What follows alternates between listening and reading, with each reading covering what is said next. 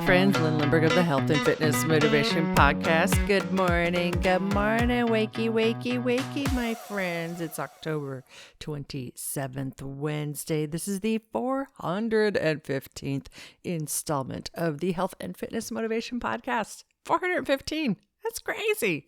All right.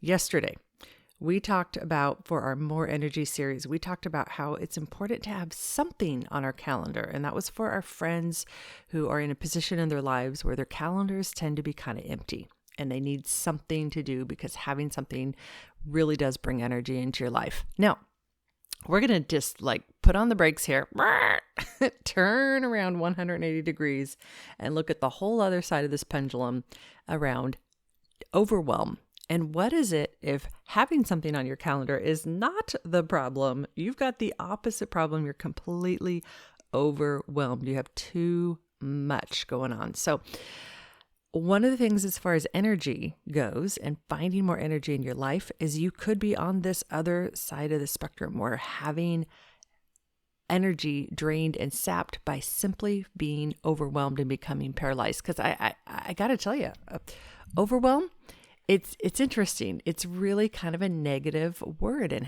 there's pretty much a negative context around it. When we talk about being overwhelmed with grief, overwhelmed by terror, a sense of inadequacy overwhelmed me. I was overwhelmed with guilt. God, I looked at Webster Dictionary, the synonyms. Help me say that word, people. And overwhelm tends to be a negative word. Crush, devastate, floor, grind down, oppress, overcome, overmaster, overpower. Snow under, swamp, snow under. That's a new one to me. Swamp, whelm. Yeah. And so lots and lots of just negative connotations around when we have too much going on. This thing actually happens where we become overwhelmed. And did you know, this is something I learned that I thought was interesting. When we become overwhelmed, it's interesting. The word overwhelm, my grammar geeks or my English geeks, you're going to love this. The word overwhelm is a bit redundant in the English language. So the word overwhelm originally meant to overturn or upset. And it was made in, it says here, Middle English by combining the prefix over with the verb whelmen. Overwhelming, which also meant to overturn.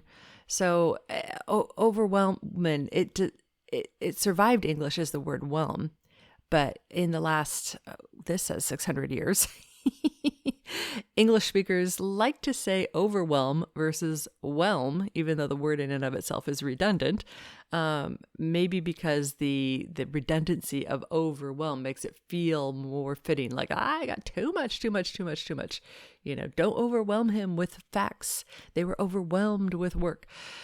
It's always a negative thing. We don't ever say I'm overwhelmed with friends. No, we may say, I'm overwhelmed by my friends.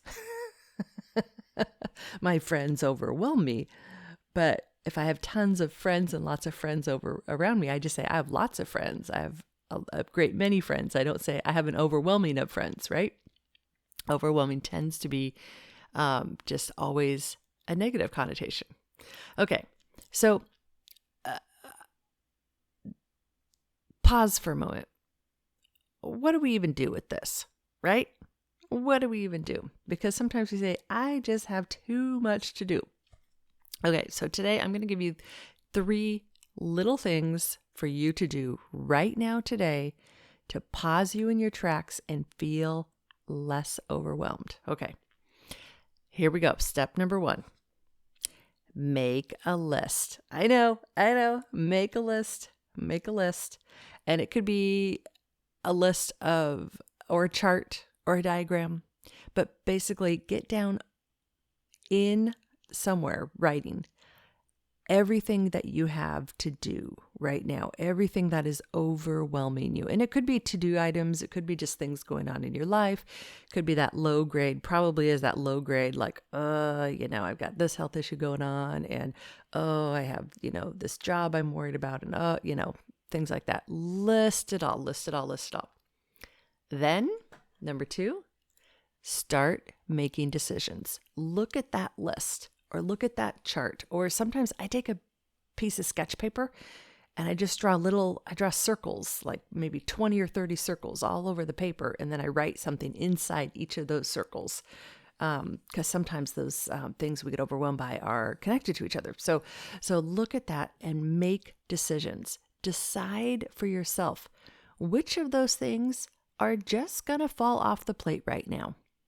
Maybe that backyard of yours at your home is just not going to get weeded this year. True story.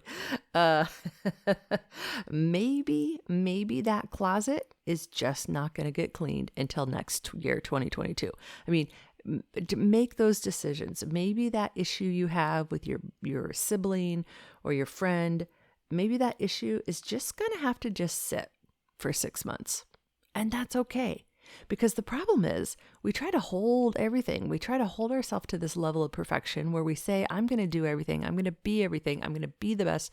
I'm going to be the best performer. I'm going to be the best person. I'm going to do, all the things. And then it just falls apart because we're holding on to way too much and we can't focus enough. So we're living a life of overwhelm as opposed to living a life of focus and intention and being able to get things done.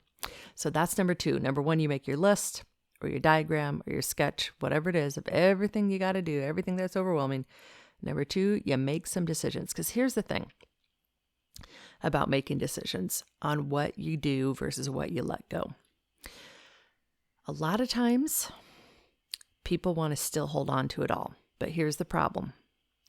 If you hold on to everything, things are going to seep out of the cracks anyway and not get done.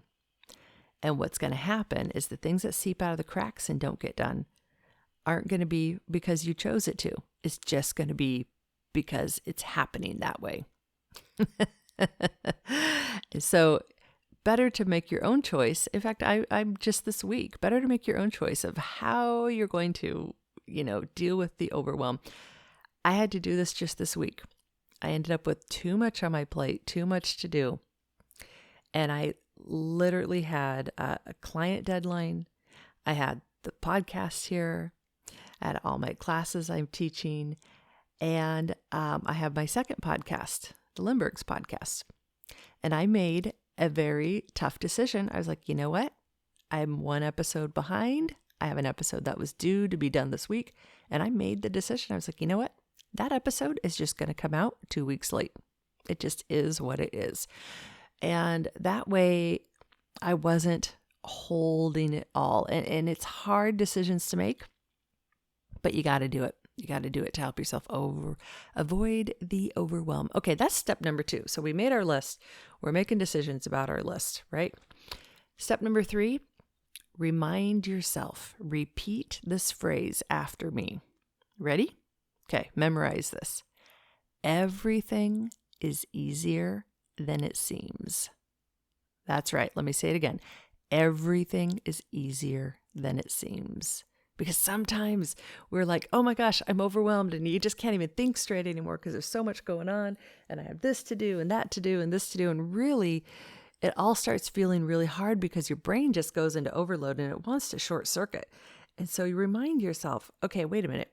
When I pause and I take things off of my list, I look at what I have left, and when I slow my brain down enough that it can look at what I need to do, then I can focus on this one thing, and I can get that one thing done. And that one thing, when I'm focusing on it and not letting myself be distracted, put my phone away, shut down all the other apps, don't try to think about 12 other things, just do one thing at a time. That one thing becomes so much easier to do simply because you're focused on it, simply because you've shut everything else out just for that moment. So easier said than done, but everything is easier than it seems. Remind yourself, look for it. We're not necessarily looking for the easy path out, but we know that things can be done more easily than we think they can. So there you go. When you do that, when you deal with your overwhelm, it makes space for you to really think about what's important in your life. It makes space for you to say, oh yeah, I really want to do this exercise and health and fitness thing. Oh yeah, I really can do exercise and my regular life, or integrate my exercise into my regular life. And it all becomes so much more doable. So there you go, friends. If you want to find more energy, you got to deal with your overwhelm. If you've got overwhelm going up. I wonder what that means. Overwhelm, going up. It's whelming up. Yeah. And then you'll be able to just get on a path to being more focused and being more free in your life every day. And now I need to go back and listen to this again because I need to hear this message. Alrighty, friends. We have the November walking challenge going on, starting in just a few days. If you have not registered for it yet, head on over to couchactive.com/November. Use coupon code FRIEND21, FRIEND21, FRIEND21. You'll get $10 off. You definitely want to be part of that November challenge. It's going to help you get your active lifestyle rocking and rolling right when the weather gets cruddy. All right, see you over there, couchactive.com/November. Bye-bye now.